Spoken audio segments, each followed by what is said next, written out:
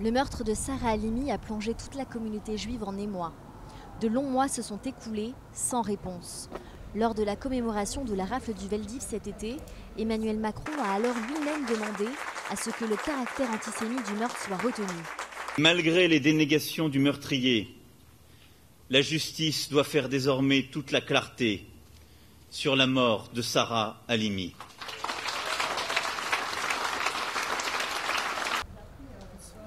Deux mois plus tard, l'expertise psychologique de l'assassin de Sarah Halimi est sans équivoque. Une prise massive de cannabis aurait provoqué une altération du discernement de Kobili Traoré. Pour autant, l'expert révèle que ce rapport n'empêchera pas le jeune homme d'avoir un procès devant la cour d'assises pour justifier de son acte. Un élément extrêmement positif pour Joël Mergui, le président du consistoire en France. Ce que je retiens de cette expertise, c'est que l'assassin est pénalement reconnu comme pénalement responsable. Et c'est important parce qu'il va pouvoir répondre de ses actes devant la justice. Ce que nous avons craint, c'est qu'il ne puisse pas répondre de ses actes devant la justice.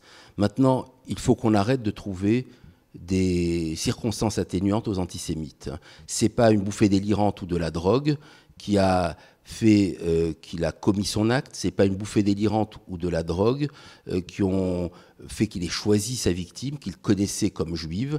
En effet, la responsabilité pénale du tueur de Sarah Halimi existe même si elle est atténuée. Pour maître Jean-Alex Buchinger, avocat de la famille, ce n'est pas suffisant. Il demande alors une contre-expertise. Il y a un rapport d'expertise toxicologique qui est clair. On ne retrouve dans des échantillons d'urine et de cheveux que d'infimes traces de cannabis. Ce qui veut dire que Traoré a menti en disant qu'il avait consommé massivement du cannabis avant les faits, et l'expert reprend les déclarations de Kobili Traoré sans se référer pour autant au rapport d'expertise. Au vu de ce rapport, l'avocat compte alors demander l'extension des chefs d'accusation.